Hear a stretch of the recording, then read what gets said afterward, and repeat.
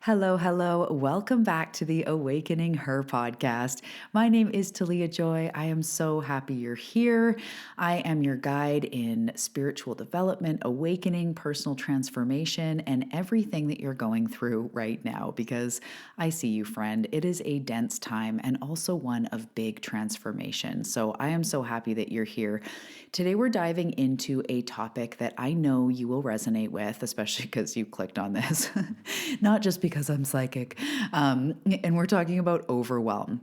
So if you feel sometimes slash all the time that your mind won't stop racing, maybe it's physical stimulation, overwhelm with all the to-dos and the holidays are coming and all the normal stuff in your busy life, maybe carrying the energy of the weight of the world on your shoulders, carrying things that maybe aren't even yours, this episode is definitely for you. So also if you resonate more with anxiety, I'll maybe touch on it. There's slightly different energies, but very, very similar. So, this is for you as well if you experience this. And overwhelm, it's not just about having too much to do, it's a multi-layered emotion and it hits us energetically, mentally, physically, and even it feels like spiritually sometimes. So in this episode, I'm just going to break down and explore how you can bring yourself back to center, how you can bring yourself back into a state of calm and clarity and being grounded, and really how you can use this in your everyday life. If you are an empath, you will especially get so much out of this because you will, you're someone who carries even other people's energy and you hold it in your body. So to fellow empaths, I see you, and we, especially need to address this. And when it comes to overwhelm, it's very common for us. And I think it's very common for everybody right now in the world. There's so much, right? So I'm really excited to help you on this journey and help you to feel grounded and calm. I think that's kind of it. Let's get into it. Grab a cozy drink, maybe a chamomile tea, maybe even a master cleanse drink to like throw it way back, cleanse the system with some cayenne. Whatever you bring, I am excited to do this. Let's dive into today's episode. Hey, beautiful soul. Welcome to the Awakening Her podcast. I am so grateful that you've been led here, and I'm so excited for you that you're answering the call to manifest more magic in your life. My name is Talia Joy, and I am committed to showing you exactly how to manifest more excitement, ease, success, abundance, confidence, love, and anything else you've been craving. So if you're ready to go on a magical journey of spiritual and self-growth to manifest the life you're meant for, we are now besties. Let's dive in.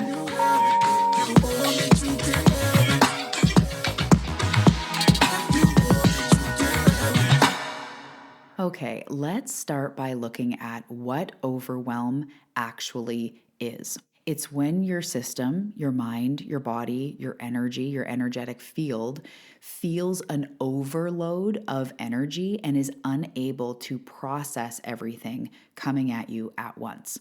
So let's just go to like auditory overwhelm for any of you HSPs out there. I can get very overwhelmed with energy and audio. Like if the TV's playing and then my husband puts on music and then a kid starts talking to me and it's like I can't too much. If there's a lot of, especially two songs or something, if you're ever in a place where like two things are happening and I just want to be like, and like cover my ears, like, nah. But also just when I'm thinking about something and then someone starts talking at me with dates or questions, I'm like, hang on, I can get very overwhelmed quickly. And so even just in that example, my brain is overloaded and I can't take it all in at once. So just kind of, realizing that in a chill way, that overwhelm isn't like you're doing something wrong. It's not like, why can't I handle stuff? We all get overwhelmed. It literally just means there's so much going on that you are unable to process it all at once. So really, that's very normal, right? It's just something we become aware of. And as I touched on in the intro, for empaths, it can be even more intense because you're not just managing your own energy, you're also absorbing the energy and the emotions of the people and, of the room, everything around you. And an empath feels the room, but the difference between an empath and just someone who is aware, perceptive, an empath brings the energy into their body. So we physically feel feel it, or it creates overwhelm, anxiety, a physical reaction. That's the difference with being an empath is we take the energy in a room or the people we're feeling and like we will feel sick or we will feel a jittery or an anxiety or a sadness or even joy that isn't ours. We're picking it up off somebody else. So that's the difference. But just taking a moment to reflect and thinking about, what causes overwhelm, and in your mind, just gently observing, not going into it, but observing when are the times when you feel the most overwhelmed and recognizing within yourself, is it external, like too much noise, clutter? I'm going to get into that in a second. Demands of others, contrasting tones, like I was saying, or even textures. Some things can cause overwhelm like that. Is it external or is it internal? Racing thoughts, comparing, trying to figure it out, feeling of like, oh, I got this to do and this to do and this to do, like that internal list. Just being aware. And it may very likely be a combination of both. So being kind to yourself, being self-aware as we move through and as you experience overwhelm on the holidays or whatever, to just go, okay, deep breath in, deep breath out. Literally what's happening here is there's so much going on. I can't process it all at once. That's really understandable, right? So one of the first things I want to talk about to reduce overwhelm is boundaries, but energetic boundaries. So I know you've heard about boundaries this, boundaries that, but I like to kind of refresh things and give it in a new perspective. This is where we are protecting our energy. This is where we kind of look at, like, imagine yourself as your body and maybe your aura, your energy system, your cells, everything. You have your energy. And what we're doing is we're just creating a boundary, a loving golden light, bubble, shield, however you want to look at it, around yourself to contain your own energy. It's not about like blocking out them and those people are toxic. It's not about that. It's about I care about my energy. So I'm going to do what it takes to protect that well-being, that inner calm, that groundedness from the world, like no matter what it is. If you're riding a city bus or you're at a family function or you're in the office and there's tension, you're at home, something's going on, maybe your mind, we can start to create this golden light, this shield, to say to myself, I protect my own energy and I only allow in that which supports my energy. And we'll get into the nuances of this a bit because I can have, like, say somebody I love or care about is really off or really fiery, or I'm having a hard conversation. I can quote unquote block, but really just shield myself from their energy, but still be in the conversation.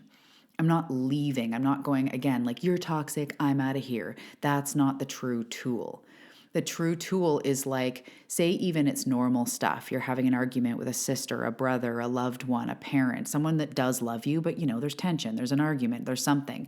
You can put up an energetic shield in front of you, imagining it, as I said, a bubble, a shield of some sort, something, maybe a golden light.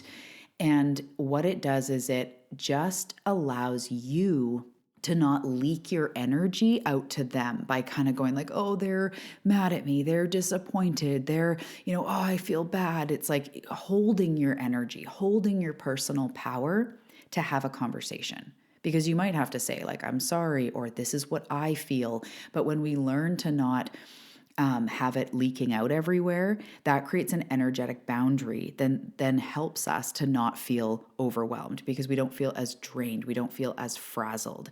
So you can create this shield, create this bubble over and over. You can do it before you walk into work or even going to the gym to just like be in your space, at home with the kids, whatever. And again, it doesn't mean you're cutting them off or separating yourself. Sometimes we do want to walk away when you can, but other times we need to like be with our kids or we need to be at our desk or, whatever.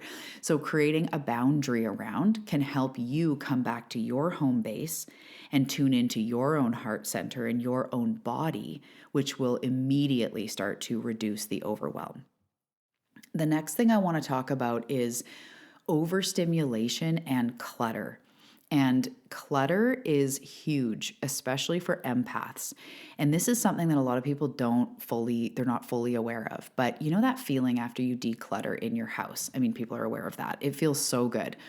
But sometimes we're not aware that even fine-tuned, especially if you're an empath, clutter leads to overwhelm. And the best way I can describe it is because if you are an empath, we are picking up on the energy of the space. All the clutter has like a story attached. It's got an energy attached. So maybe the pile of papers on your desk makes you think like, oh my God, I've got so much to do and all that thing is due on Thursday and oh, I really should clean up. Or if it's in your home, it's like, there's crap everywhere. And like, I try to go into my meditation space and there's an empty cup and there's a this and a that. And the kids brought their toys and everything. It's not only there, you feel it. It has a story.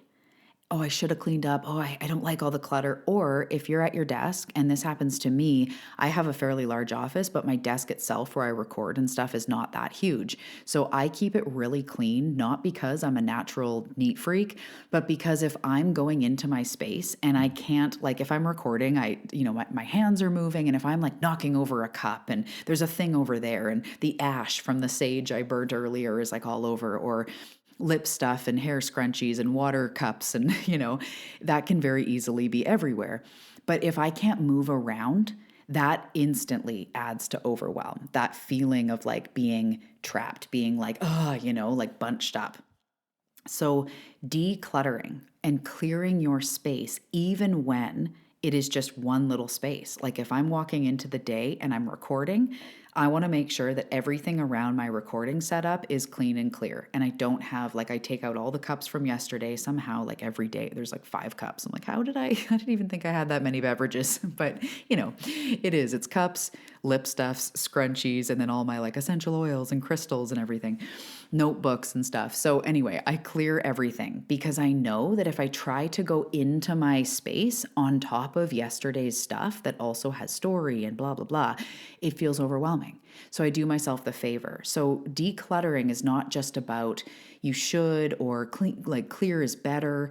It reduces overwhelm. Our stimulation is less. So we're thinking less, we're seeing that less clutter. So even just, I like to tell my clients, like you don't have to go Marie Kondo your whole house, but the areas you use often or your space, like your nightside table or your closet or, certain if you have like a he shed or a she shed or whatever, like having some space where it's clear, where you feel like your insides, your cells can go, right? So thinking about your environment, that hugely reduces overwhelm, simplifying, especially those areas you're working and operating in, if there's sacred spaces, altars, whatever, keeping that stuff clear.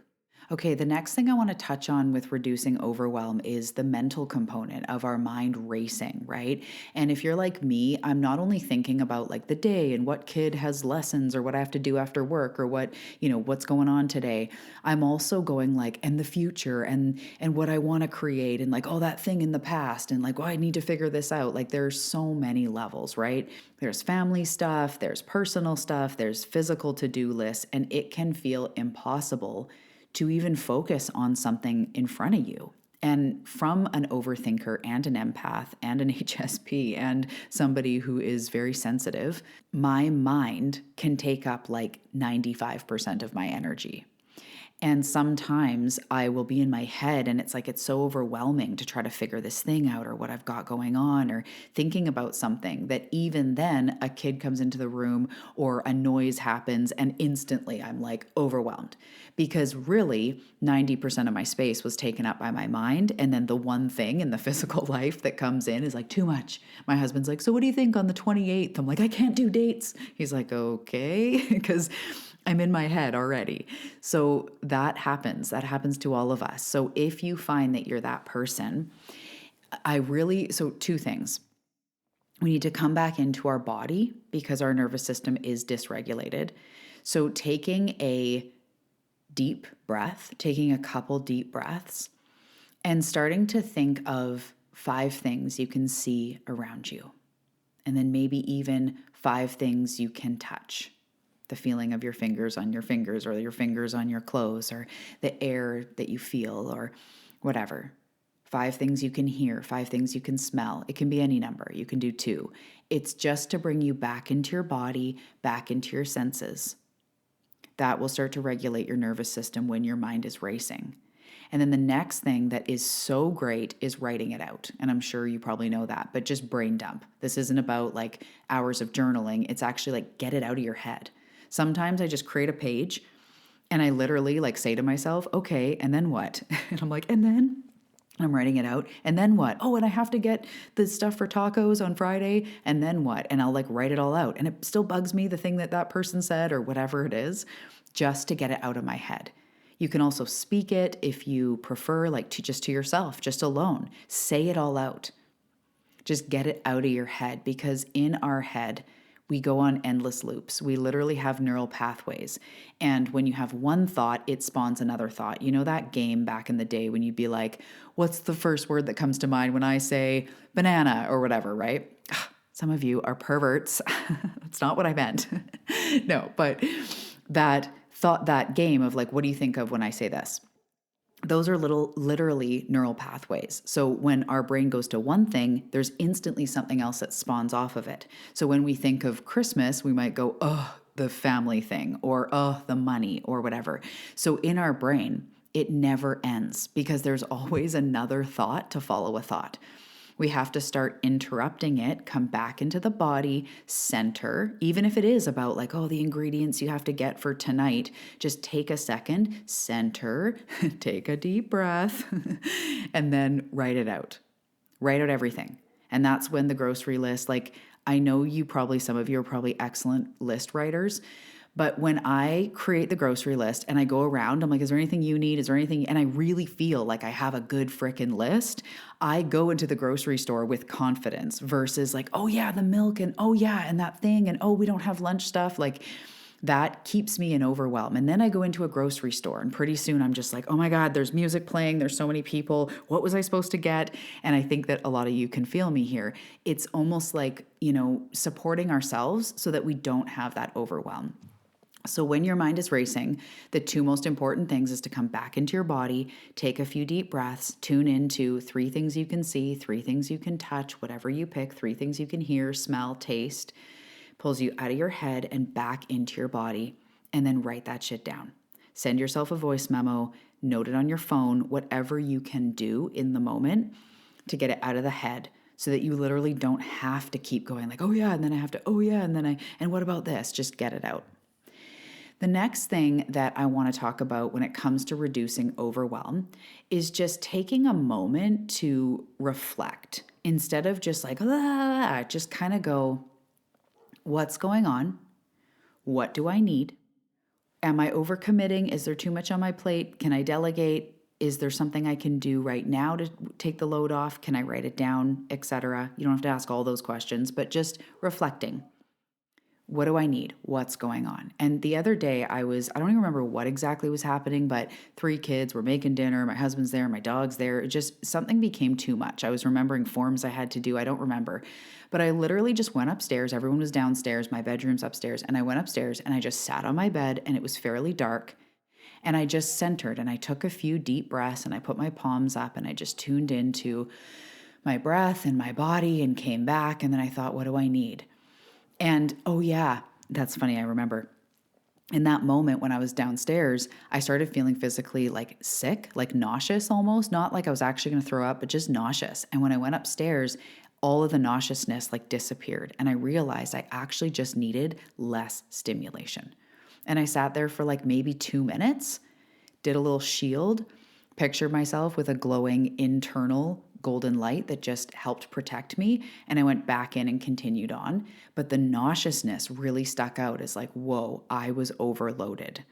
So sometimes just reflecting on like, what's up here? What do I need? And sometimes, you guys have heard me say this for years, just go to the washroom. If you're at like a physical event or something that you can't technically escape, go to the washroom or put down the phone, turn off the TV, like take down the stimulation. Come back to center and just ask like, okay, what do I need? And if it is about all the to-dos, maybe you can delegate. Do you realize that you're taking it all on? Sometimes my husband will say like, give me something to do with this. When I'm like, oh, and I have to do the thing and I have to do the thing. He's like, what can I do? And I'm kind of like, oh yeah, somebody else can help, right? And he's like literally there willing, but I just don't think of it because I'm like, and I have this thing and I have this thing. I'm like, oh, actually, when you're out, can you get these groceries? I need this. And he goes, yeah. And then instantly something is lifted, right? So give yourself permission to pause and just inquire within. Take a deep breath. And then the last thing I just want to say, in addition to this, is breath work, nature, and scanning your body and giving yourself love are some of the most key tools you can do in the moment of overwhelm. So as I said, breath work, there's millions of reasons, and a lot of you specialize, you do breath work with clients or you've done it yourself.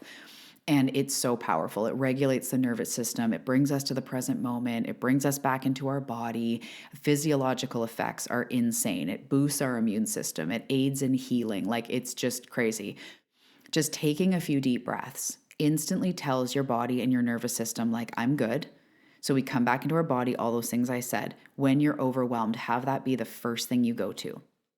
The second thing is if you can be in nature, even for a few minutes, to step outside, have a few deep breaths, have a shower. Water is nature. Have a bath, whatever you can. Sometimes I just go to my bedroom, I open up the window really wide, and I just like take a huge breath in and like, right? Like I might have been in the middle of doing something. I'm not going to go outside in this second. Just taking a huge breath in. But maybe drive to the mountains, go do something in nature. Let your feet, let your hands touch nature, the bare feet, the bare hands.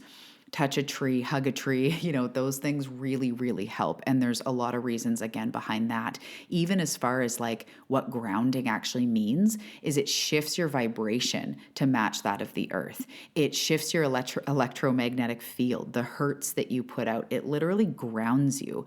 Nature also turns your body from acidic when we're in stress and toxins and all this stuff into alkaline, which is the only environment that you can heal.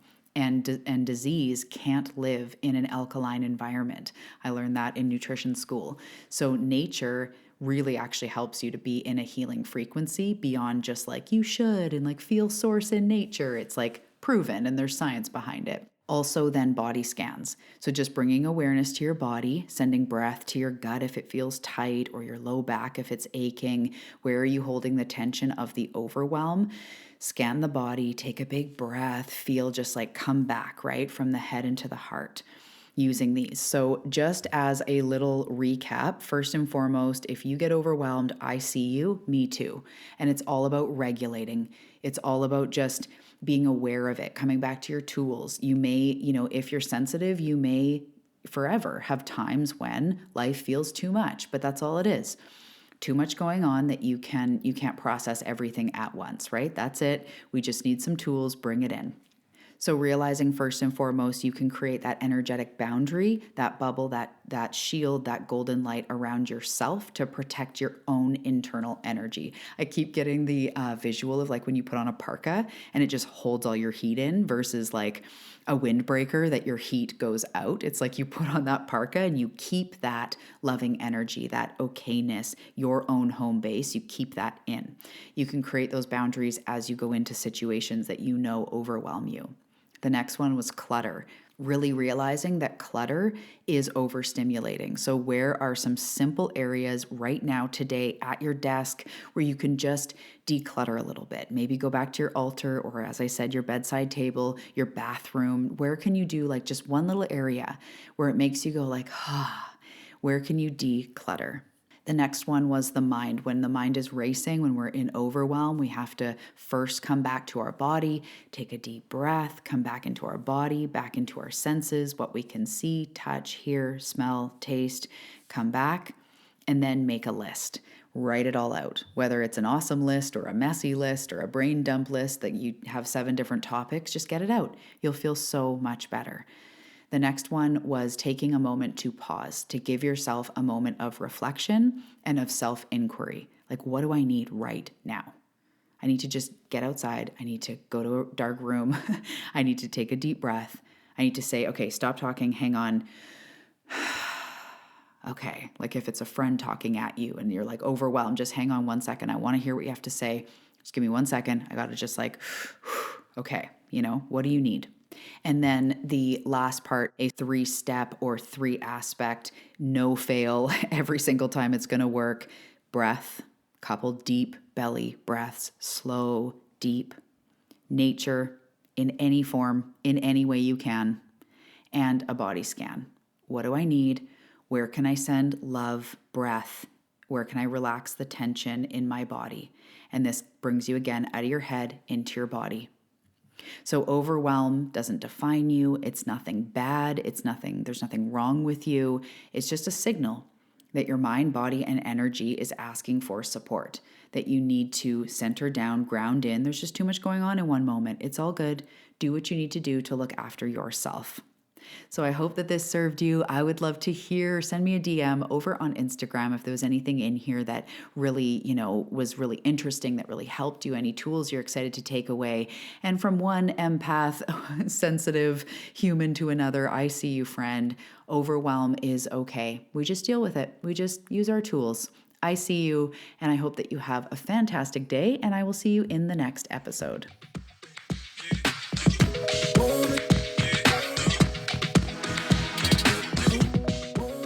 Thank you for listening to the Awakening Her podcast, your go-to for real life manifestation. If you enjoyed the show, please leave a review on Apple Podcasts, Spotify, or wherever you're listening from. Reviews really help the show. You can also find me after the show on Instagram at Talia Joy Manifestation. And listen, love, I know that you are ready to stop spinning your wheels and hustling and doing a bunch of stuff, and you're ready to make the money you want to make, to feel the way you want to feel. And if this is the case for you, then you are absolutely in the right place. I'm so excited. And if you're ready to jump into the implementation, you can check out On the Path. The link is below. Remember, all manifestation starts on the inside.